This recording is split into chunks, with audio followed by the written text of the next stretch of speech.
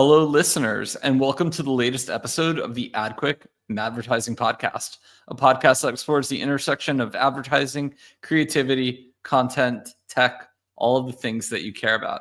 Today, we have a returning guest. We have Danny Weisman. He is the co-founder at Obsessed Media. He has left big agency world and is now running the show. I'm very excited to have him back. We can have a completely different conversation than we had last time. Danny, welcome to the show. Thanks for having me back, Adam.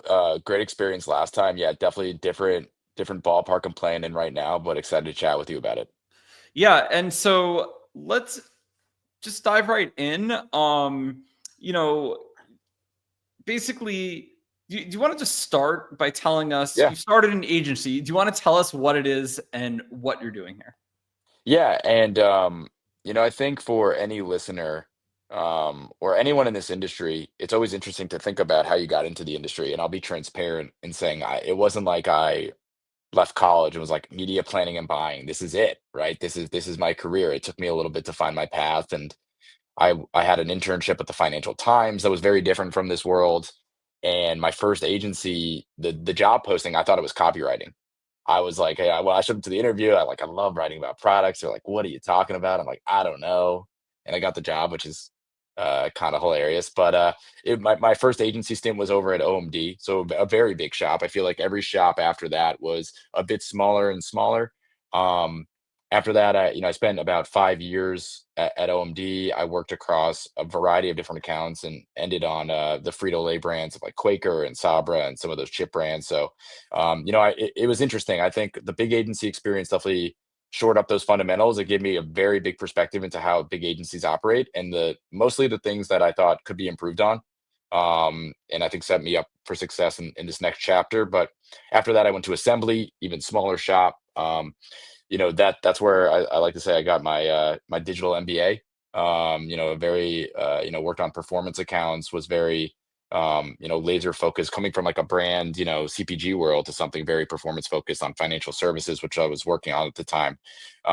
Was very very digitally focused, analytics focused, and that was really really great. But again, I just felt there was a creativity aspect missing. I felt like we were prioritizing attribution over impact, and that's why I sought out and ultimately worked at Noble People, which was the last agency I worked at, and I was there for 6 years. And I tried to make places a home for a long time because I wasn't trying to jump around and just find a better job or a better offer. I was trying to learn. I was trying to become better myself. I was trying to learn from the best people in the industry.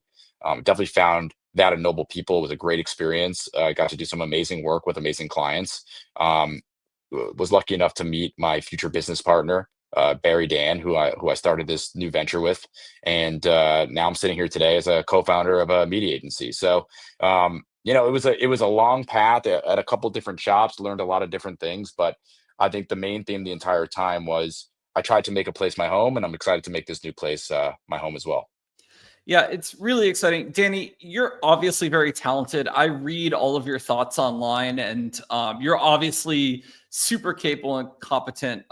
I sat in your shoes on the agency side, and I thought for a while about doing my own shop. And the reason I didn't is because honestly, I think a lot of the agency land, there's obviously great companies like the companies we were at, but I saw when I was on the agency side, being in meetings, for my big company clients with the other agencies doing different things. And I'm like, these people aren't all that impressive. Like, I don't even know what they're being paid for. So I think you're super competent and you're going to do well. But the reason I didn't want to do that, and I have respect for you doing it, is because I think I personally tapped out in terms of wanting to deal with clients.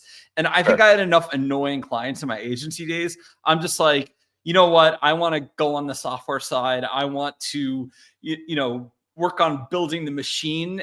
And I guess for me, it's like, it was more about the product and about like having something that made a process really efficient or joyful for a creative person.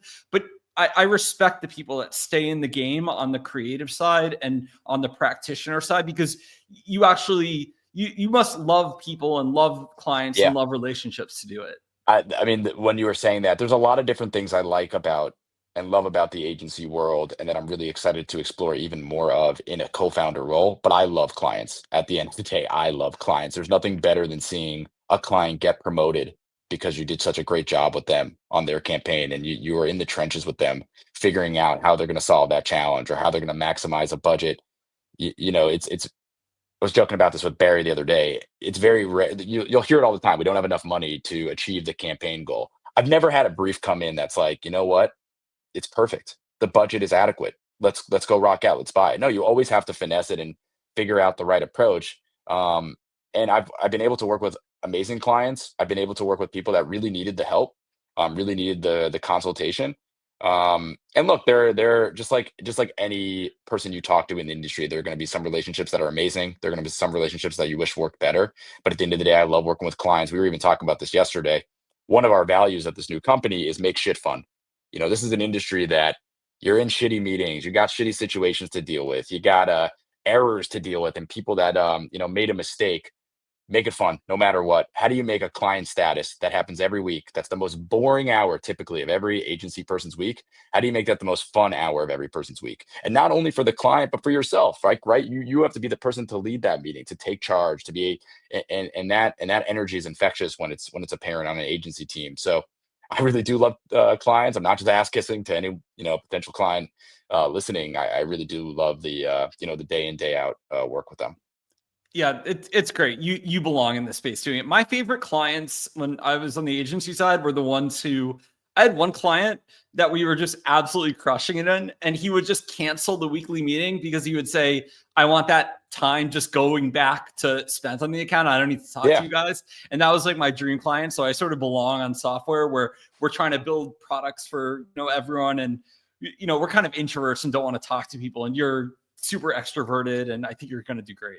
But I think too, in the software space, and this is the other side of the industry, and especially with our new agency that I'm really passionate about. And the agency is called Obsessed Media. The reason is because we're obsessed with media. We're obsessed with better media. We want to do it better than all the other shops because we prioritize impactful media, stuff that actually works. But from a software perspective, there's so much junk in the system when it comes to advertising. I put up a post recently about CTV, and there's a statistic that Pluto TV makes more in ad revenue per streaming hour than YouTube. And I don't know how could that be, right? YouTube is one of the biggest platforms in the world. It's the number one CTV service in the world. It's arguably, now it's emerging as a huge podcast platform, and Pluto TV is going to make more per streaming hour than that because of the programmatic advertising that flows through Pluto's pipes. There's so much to uncover in the software space. There's so much to uncover in all these different areas of the industry that I'm excited to get into at Obsessed.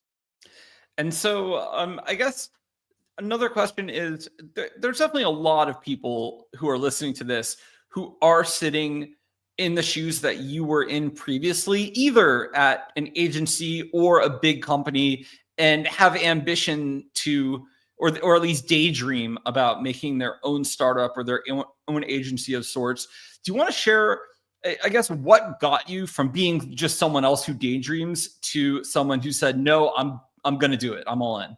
Yeah, yeah, and I could take this from a couple different angles, and we can go deeper on any of them. I mean, look, I think perhaps it's cliche to say, but I wouldn't be here without a supportive family. My wife, who is also an entrepreneur and who I've seen blaze her own path, and I've been jealous of that and the success that she's had.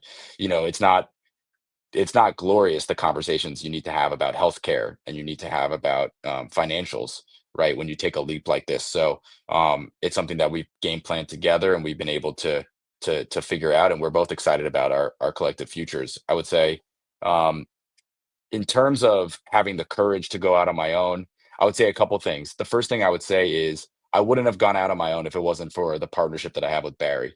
I met someone at Noble People that hired me, that I was fortunate to work with over the years, but that we also developed a really good chemistry with. We balance out each other really well. We complement each other really well, in media strategy and planning and buying, but also from an operational standpoint, from just a personality standpoint. So that partnership has meant a lot to me, and it's not like I took this leap of faith alone. I took it with someone else that I believe in, that our partnership we believe in. The second thing is just building a track record for yourself. We were pretty successful, Barry and I, at winning new business pitches, being excellent in client meetings. And it wasn't all excellence either. It was, we failed numerous times to get the reps, to get the battle scars, to get the opportunities to do better the next time. But we built a track record for ourselves where we could point to over the years and say, well, we did it here on those occasions. Why couldn't we do it separate from this place? And so I think that's really important. And the third is just finding your voice. I've been posting on LinkedIn for a while, for the last couple of years, but it wasn't always that way. I didn't know what I thought about the industry. I didn't know I had thoughts about the industry. And like everything else, some have been good and some have been terrible. Some have made zero sense. But I learned from the experience. I dusted myself off after the two likers, and I was able to keep writing. And now it's almost habitual to post and put myself out there. So you have to be able to put yourself out there and find your voice in whatever career you do, whether it's marketing or something else. So I think about those three things a lot when it comes to this new chapter. Yeah, and I tend to think if you're talented, either on the agency or brand side at marketing, it's kind of, someone posted a meme the other day that like, it takes like 3 weeks to make software, and then it takes like 3 years to build trust with people enough to actually buy that software. I Yeah. forget if those were the exact numbers, but I think something kind of unbelievable has happened in the age of AI and in the age of all of these software tools, no code, where it used to be really hard to make the product, and I guess not easy to market, but something you could throw money at. And now it's kind of flipped, where it's getting really easy to put together, either a business or a basic app, or Yep. an e-commerce store or whatever. Shopify makes it really easy to sell whatever you want. And now it's kind of getting to the point where I think marketers are all undervaluing their skills, because like what's like the final boss of capitalism? It's really attention. And so if you're pretty good at that, and you're willing to, get a little bit of guts and come up with a services business or product or something, I think that more marketers should take the jump and should strike out on their own. I think it's like a great Yeah. time for that. Yeah, and look, like I think marketers are allowing that to happen. Like if you look at every major platform, it's whether it's Meta or Google, they're pushing some sort of AI product. And what that AI product demands is a incredible amount of creative assets that creative agencies are not equipped, nor should they be, to develop, because they're going to be in formats that are not as impactful.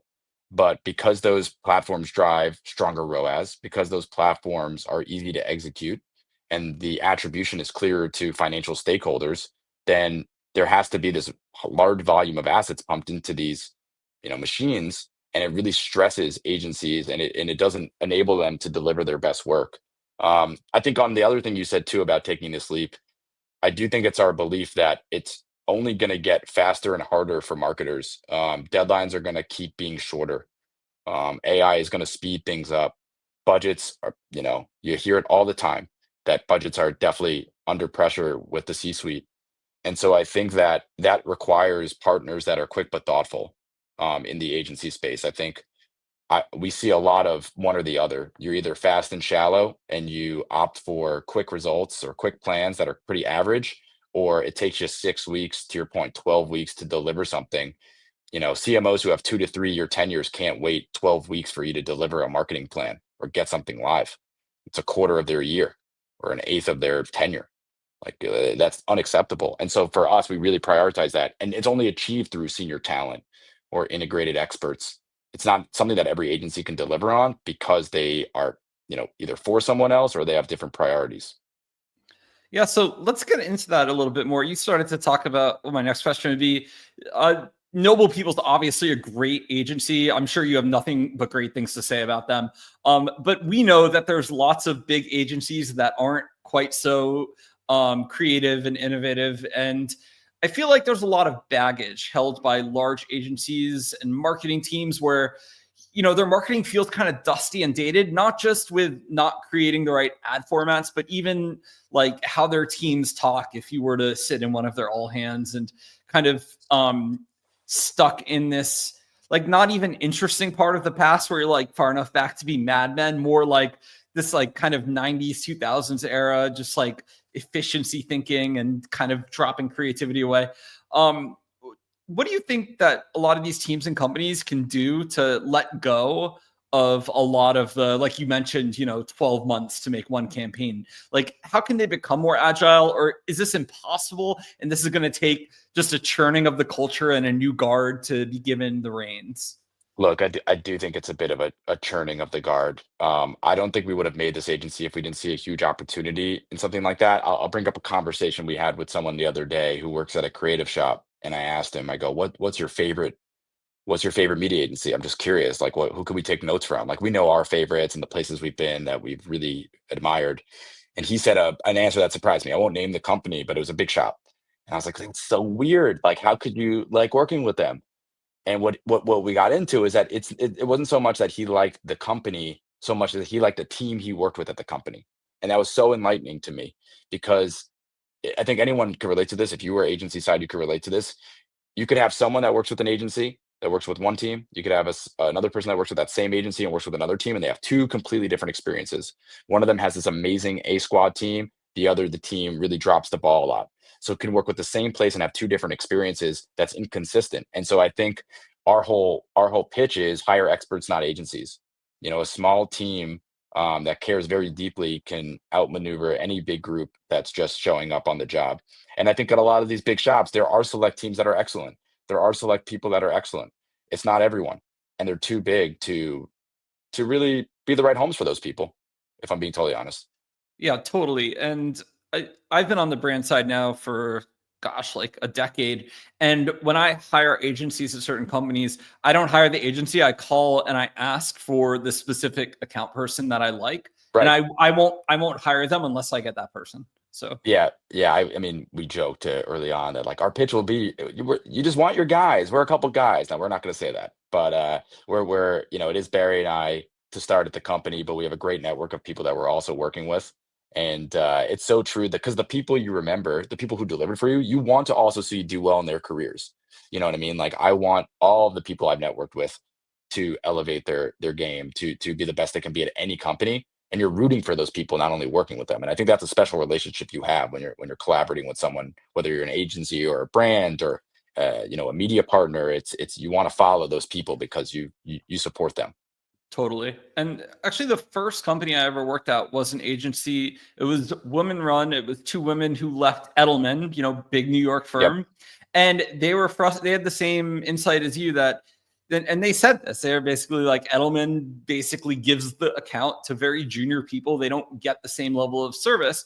And they were a small shop in Fort Lauderdale, Pearson Grant, and they had insane clients. They had Darden, Olive Garden. They had Berkshire Hathaway's International Dairy Queen. They had all these big accounts because they had such good relationships from their big company days, and all of these, all of the marketing people they worked with there moved up the ranks because they were obviously working with great people. And instead of calling Edelman again, they called the small 30-person shop. And Yeah.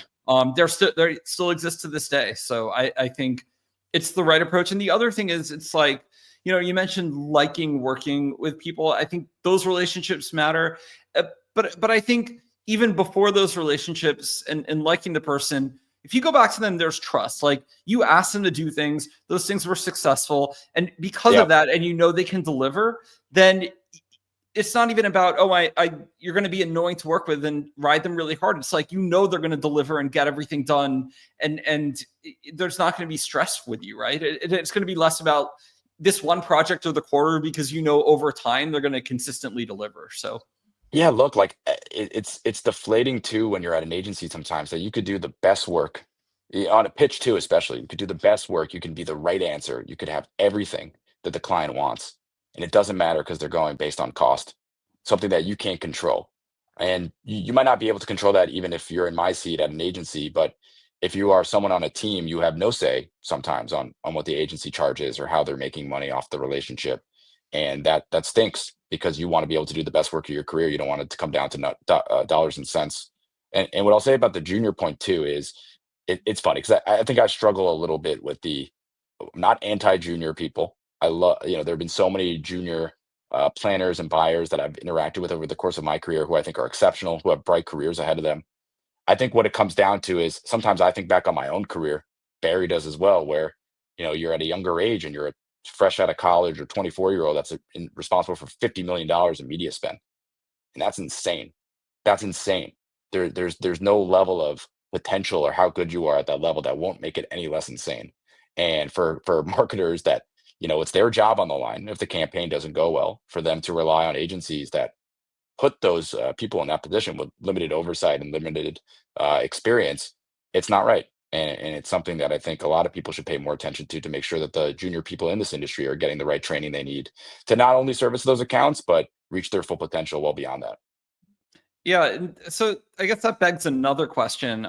We've got a bunch of, you know, boomer CMOs, and when I say boomer, I don't mean age. I just mean like kind of mentality. But on the other hand, it seems like in the marketing sector, there's also this kind of Zoomer guard who's like, you know, obsessed with growth hacking. They're like hyper capitalistic. They don't like care about like the brands at all. They're just like, what can we do to get a bunch of attention? Nothing matters. We just need to, win Yep. the zeitgeist of the day.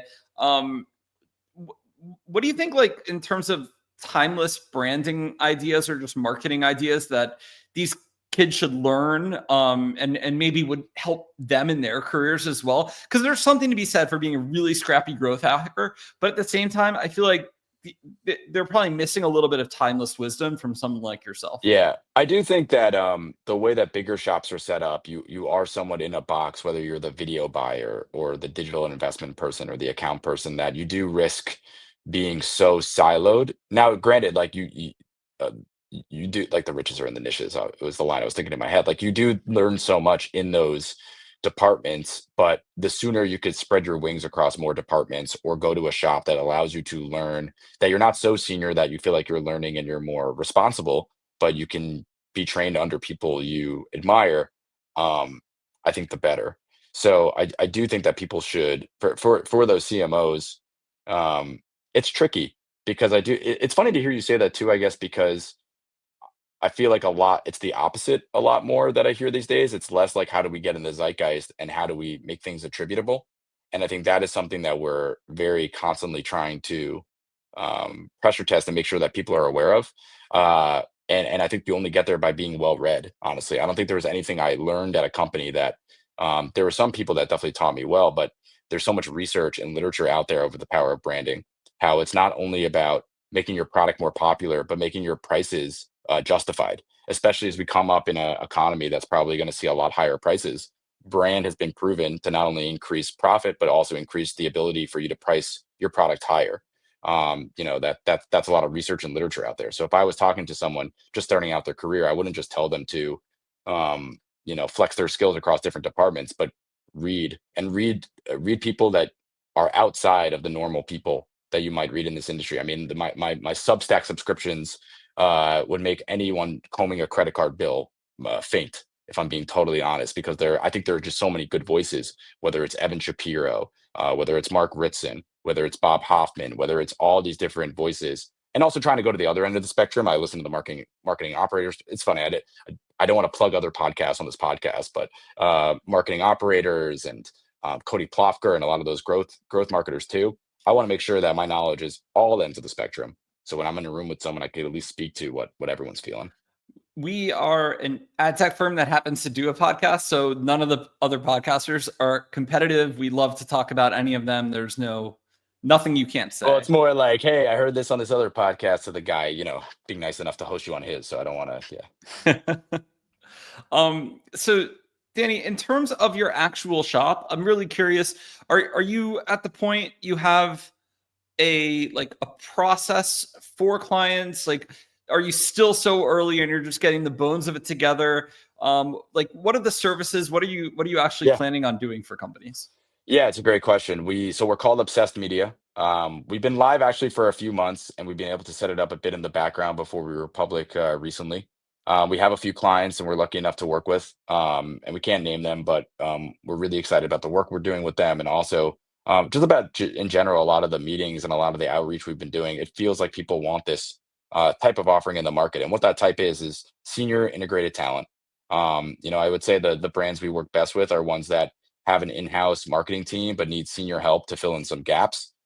People that are, we'd like to say we're an agency built for new.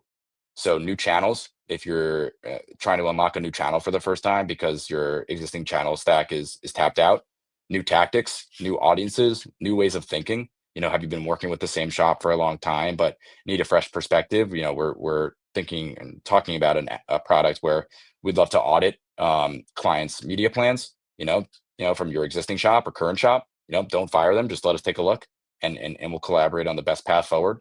But we're going to be doing strategy, media strategy, and comm strategy, media planning and buying across all channels. And look, there are going to be some channels that Barry and I have an amazing track record on. There will be some that we bring in our network of experts to collaborate on as well. And we're excited. We're just super excited to talk to more individuals and brands because it's been really fun so far. And I'm just curious because we have a lot of startups that are listening to this. Are you going to have a special package for if a startup really likes you guys? Because obviously their budget, but also their level of service won't be the same as a big company. I think that's part of the reason, again, why we started this company. I think we saw firsthand that agencies can be expensive, and it almost shoots you in the foot from day one. If I'm being totally honest, that already what the price is in order to reach that, you have to shoot so high from a campaign results perspective. Barry and I are extremely confident in our capabilities, but I do think that we're well set up for startups. And so, yes, to any startup founder listening or startup marketing person listening, would love to chat about what your budgets and your needs are. And like I said, we're trying to be flexible in the products we have too. There will be products that are, audit your media plan. There will be always on retainers that we work out with clients, and we're excited to explore both ends of that spectrum. Yeah, we're working on a bunch of stuff for startups too, and for me it's most exciting. I actually help a bunch of startups for free and advise a few like outside of my work at AdQuick for non-competitive companies, and it's really exciting to see young founders do well. I think if you're a marketer listening to this, not only is it fulfilling to help young people maybe make some money with an advisory role, but it's like a good way to give back. So that way young founders aren't like taken in, spending money on bad channels, hiring like Oh, spammers and totally. grifters. It's like almost a public service, I feel.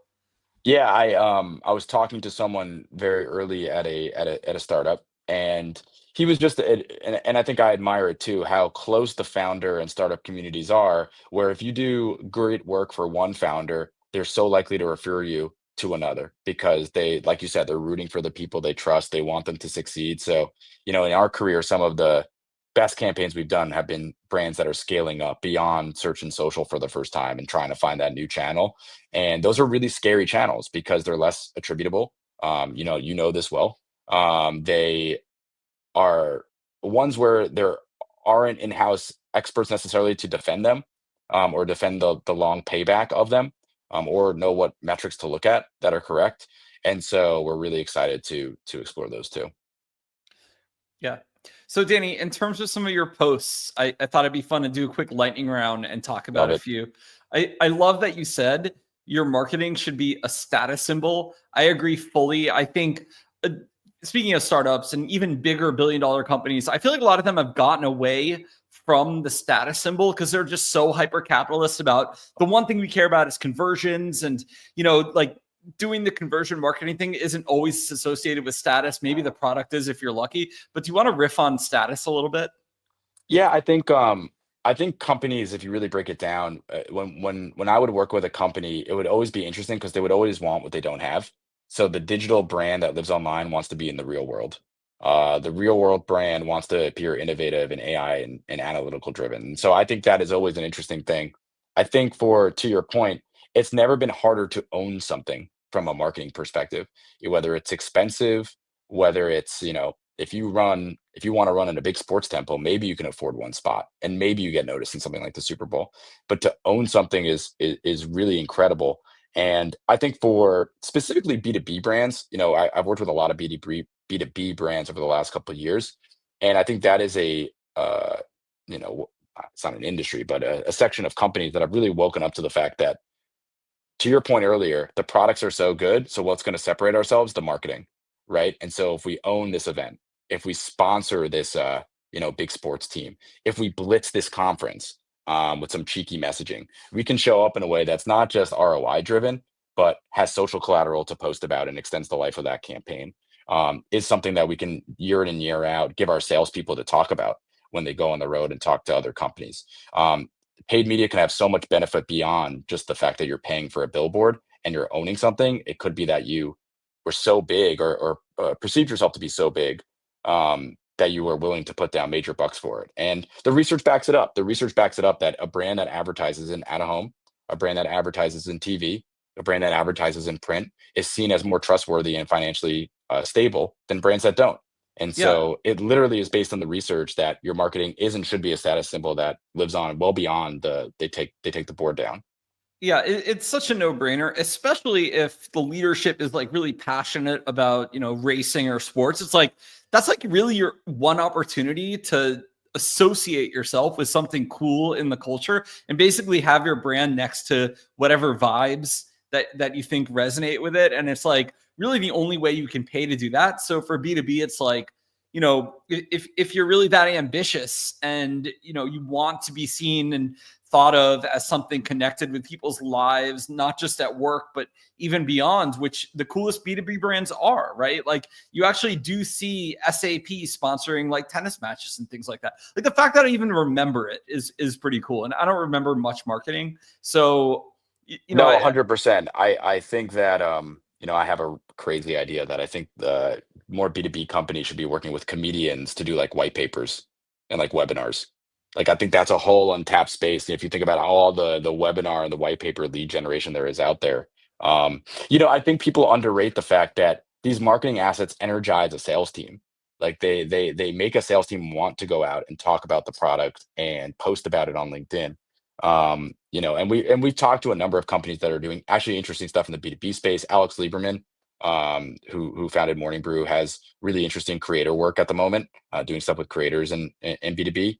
And we're really excited about a lot of the different partners we're talking to because there is such opportunity from a B2B perspective to shine brighter than maybe a lot of companies currently are. I think another good example of that is Matthew McConaughey and Salesforce paying him for Yes. ads and to come to events. And the really funny thing about that is if you actually talk to like people who go to those events or Salesforce users, they think it's awesome, right? Yeah. But then if you read on FinTwit, if you read like people talking about the company and the stock, all the finance guys hate it. They're like, why are you blowing this money? And it's such a dichotomy because the actual users love it. And it actually doesn't cost that much money for like Salesforce to bring a little bit of joy to users. And it's like CRM should be commoditized software and it's not. And so one of the reasons it's not is Salesforce has all this culture around it. So it just cracks me up when the finance guys are yelling about like a small spend in the scheme of things as Salesforce just continues to win and print money. So it's like the finance guys it's good that they don't listen to them and they listen to their actual marketing team in terms of vibes or just Mark Yeah. Benioff saying this is the right way to do business. Look, I want to be respectful to everyone and their perspective, but it does remind me of people within an organization, having opinions about marketing, right? It's not foreign for, marketing teams to are you watching The Studio? I haven't seen it Um, yet. So it's a new show on Apple TV Plus, and the latest episode had Seth Rogen's character as a studio head, and he has to give a note to Ron Howard about his movie, and the amount of notes that marketing teams get from everyone in an organization, whether it's the CEO, the CFO, the not even the C-suite. And that's not to downplay those notes because I do think every time you talk to someone, it evokes what they care most about. Whether it's big bets or money. But it is interesting. And I think it's interesting from an investment perspective because Wall Street is supposed to care about the 10-year view. Like, right, they're supposed to care about the 10-year potential of a brand. And there's nothing better to do that than brand marketing. How do you make a moat around your brand that's resilient for the next 5 to 10 years? Well, you make it memorable, you make it attention grabbing, and you make it even if the product can be disrupted, that people won't easily walk away from the brand because they remember and just like it so much. So I do think that is something that investors, in this case, maybe didn't appreciate enough, but it's something that's proven. Yeah, I think there's probably similar behavioral economics with how well the world is doing, how well the company is doing, and like everyone kind of gets like the men in black forget how important marketing is during, Yeah. bad times, where it's like, oh, this is the easiest thing to cut. And then it can create, this downward spiral of fewer people know about us, fewer people buy our products. And why is that happening? Oh, we should cut more marketing. And so Yeah. it's very funny to watch these behavioral patterns play out. It's almost similar to like when retail investors panic and sell stocks at a low, when they actually should just shut up and keep buying and, take a longer approach. But Well, I feel, I mean, look, if you have a lot of people listening to this podcast that are early growth companies or startup companies, it's really tough to keep spending through a recession, and we'll see what happens with these tariffs. So I empathize with those companies too, and I don't think it's right. I think a lot of agencies will tout the research that no, you got to keep spending, and I do believe that research to be true, but it's tone deaf sometimes when you're talking to companies that, we might shut the doors if we don't stop spending. And I think there are responsible ways to tackle that problem, whether it's what percent of revenue are you spending in marketing, and at what percent of revenue are your competitors spending in marketing, and are you able to scale back in a way that's commensurate with that versus, just shutting the lights off completely. There's different ways to tackle that problem versus just spending through it. And I think, again, like a lot of these agencies, whether they bill off of commission and dollars spent, so they're actually incentivized to tell companies to keep spending when they shouldn't be, or there's other shenanigans going on. I think a lot of founders should just be aware of that. They should ask their agencies how they're making money off the deal they just made with them, because they'd be shocked to find out some of the answers. yeah, and certainly during tough times, there's times marketing teams have to be very creative with what they do, and maybe they have to scale back certain things to fit less budget. I'm not saying to go to zero, and I'm not saying, you shouldn't be conservative during certain times, but in a lot of times those constraints help you really figure out is Oh yeah. effective for your market. So it's like Right. those times are If you good turn too. off when you turn off brand search and you see that nothing happened, that eBay like famously did like 15 years ago or whatever it was. And there's stories like that all the time, that a lot of the channels that you thought were driving a lot of impact were not driving incremental impact. We're just stealing credit for other things that were going on. And it's easy to cast that aside when the times are good. Much, much harder to cast that aside when the times are bad. Danny, it's been awesome chatting with you. Where can people go to check out the new company? And we'll put links in the episode description as well. Yeah. And thanks for having me on again. I love talking to you, Adam. The company is called Obsessed Media. So it's obsessed-media.com. The dash will get some people. So obsessed-media.com. You can find me at Danny at obsessed-media.com. And like I said, we are eager to talk to anyone who needs a fresh media perspective, who's unlocking new opportunities or channels and doesn't know where to start. We're obsessed with media. We're obsessed with better media, and we're here to help. Awesome. Danny, your story is super inspirational. Hopefully we motivated some other people today to go build that SaaS startup, go build their new e-commerce store, go live their dream. And we're sorry if for any employers listening, if you lose a team member. Well, we will be back next week. Thank you all for listening, and have a great weekend.